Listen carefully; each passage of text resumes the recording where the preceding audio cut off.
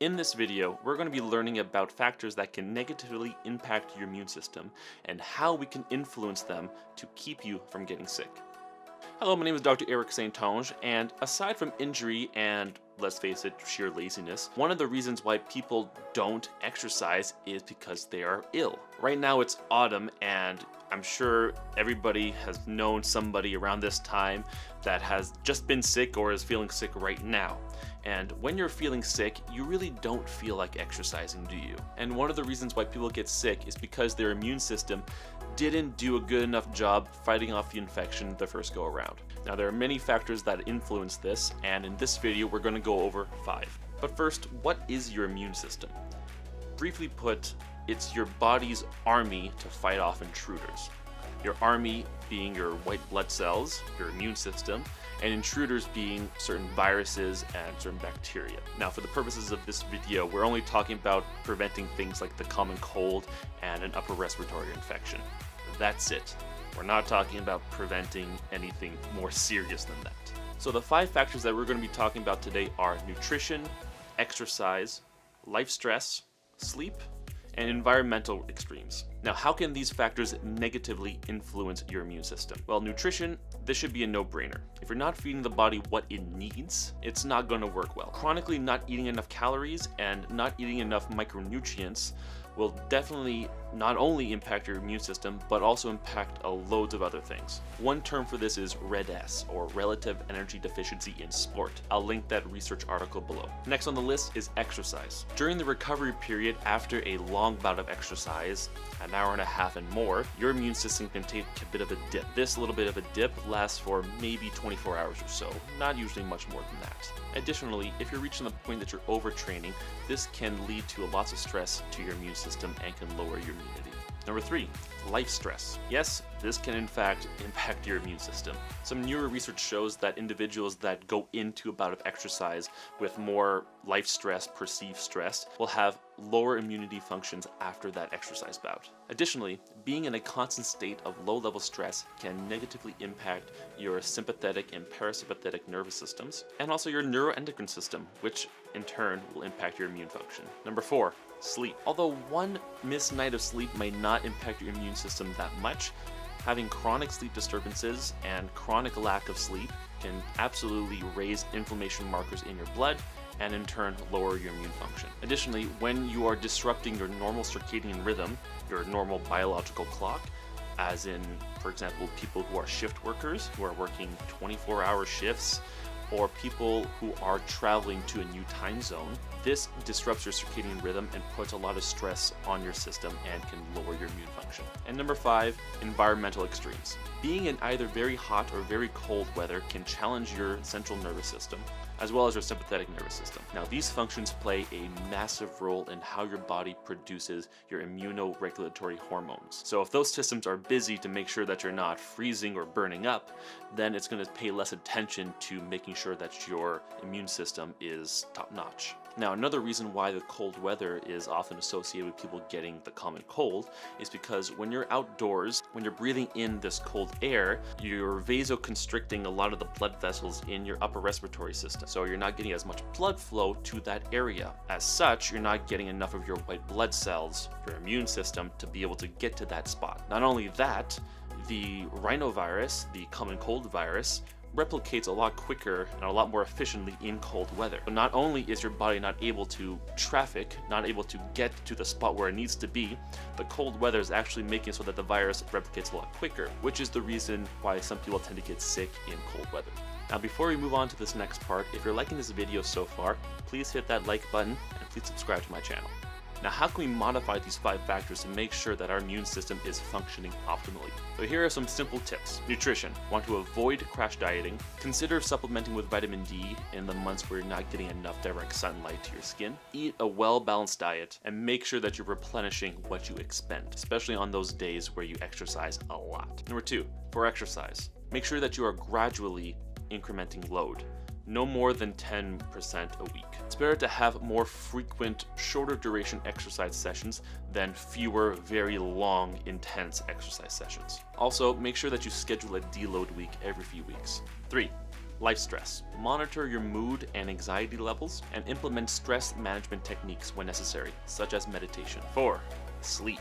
Aim for at least 7 hours sleep per night. You can monitor the quality of sleep that you're getting per night using wearable devices. If you're able to nap during the day, please do so, and limit the use of screens closer to bedtime. If that's really not possible for you, one of the things that you can do is invest in a pair of blue light blocking glasses. There are many different brands out there. Just search on Amazon, you can find one. I got my pair for about 25 bucks. Also, if you are traveling to a new time zone, make sure that you are acclimatizing to that new time zone well ahead of the departure. 5, lastly, environmental extremes. Short-term environmental extremes can actually be beneficial to your immune system, such as contrast bath, or when you go from a sauna to a cold shower and repeat that a couple of times. And also try to avoid breathing in large amounts of cold, dry air, especially when you're exercising. I apologize for the flicker, by the way, my monitor is now on. Now there comes a point where all of these 5 factors, sometimes we can't really be 100% strict with all of these 5 factors at all times, because that would be the best thing for our immune system, is to make sure that we are on point all the time. But the fact is, most of the time, we're not able to. So I've come up with an analogy in this case where we're not able to be strict on each one of these factors at all times. So if we go to our computer screen right here, this is how I'm visually representing this right now. So we have our 5 factors here, and we're all marking them out on a scale of 0 to 10, 10 being optimal, 0 being suboptimal. Now, when we get to this red circle, this is our, say, warning circle, for instance. This is we really would rather not cross this threshold, because if we cross this threshold, then we're putting ourselves at risk for getting a cold. This is just an arbitrary line. This line can be different in other people depending on just how they are. There's so many other variables involved with this. This is just an example. In this particular case, our person is 100% strict with everything here, so we are covering as much of this pentagon as possible. They are in the optimal spot right now. Well, let's say for instance, for exercise, they do a really big bout of exercise. So let's say this person just ran the marathon recently in Toronto, and they've been running outside in the cold weather for a good 3 hours, which is a great time, by the way. So environmental extremes, well, if it was cold out, they're breathing in a lot of cold air, not the greatest thing, so we'll mark them 5 for this, for instance. But this is a really big bout of exercise for them, and they're really beat up quite a bit, so 3. What we see here is we're kind of crossing this red zone. But however, that person, let's say they've made sure that the nutrition is on point, they are at 100%, their nutrition could not be any better. It has a very low amount of stress, so they're good there, and they've been getting all their proper sleep that they need.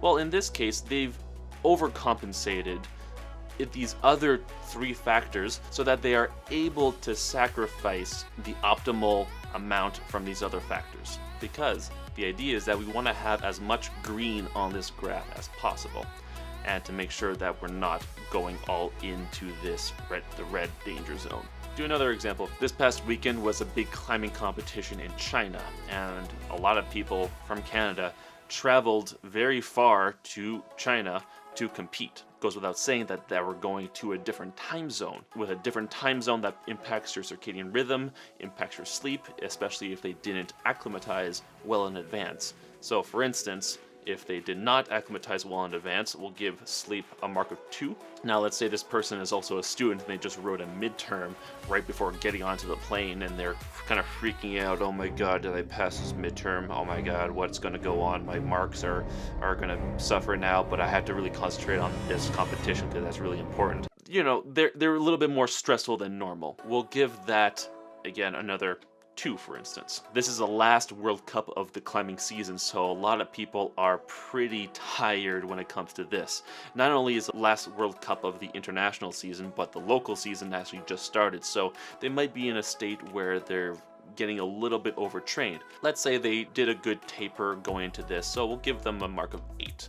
Not great, but not bad at all. Let's say this person, again, they just wrote a midterm, they're a student, most students don't eat particularly well, but if they're an athlete, they probably know how to do this stuff. But let's just say, for the sake of argument, we'll give them a 5. Environmental extremes, there's really no concern here. This person has been exercising indoors, climbing indoors. So let's say we'll just give this, we'll keep this at a mark of 10.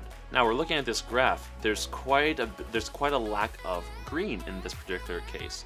So this person overall might be at a bit of a higher risk, because if you look at the area of the red circle versus the area of the pentagon, I don't know, I can't really calculate the area here. I'm sure I can, but I'm just too lazy to figure out in Excel. And we're kind of getting close to that threshold there. So this person might be putting themselves at risk to get an upper respiratory infection or getting a cold. Let's do one last example.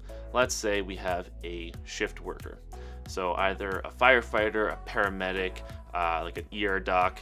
These people are kind of going all over the place with their circadian rhythm. Like, some days they're up for 24 hours, other days they're sleeping during the day, sometimes sleeping during the night. It's quite stressful for the body. For them, sleep, we give that, let's just say for the sake of argument, we're just going to give that a score of 1. All right, because it's quite poor in this particular case. As such, let's say there are in these fields, you know, a paramedic, firefighter, they encounter stressful situations, obviously. So let's say, for instance, in this particular case, the person doesn't have much coping strategies when it comes to this. They don't meditate, none of that stuff. So we'll give this, let's give this a 4. Environmental extremes, these people are going into environmental extremes. If you are a firefighter, for instance, you're going into, you know, you're working, if it's cold, it's hot, you're entering very hot places, you're breathing in fumes, all that stuff. We didn't talk about fumes earlier, but that's another part of the environment, so to speak. So let's give that person 3. But you know what? They make sure that they're monitoring their exercise load, and the nutrition is something that's really on point. Well, in this particular case, you know what? They're overcompensating with those 2 other factors when the other 3 are lacking. So for them, they might be okay. Now, like I mentioned earlier, this circle is an arbitrary value that we're saying that if we pass this threshold, then we're getting into a point where it's like the danger zone, so to speak. Now, there might be some people that pick their parents well and have a great immune system, and they can actually take a beating in all these factors, and it's okay for them.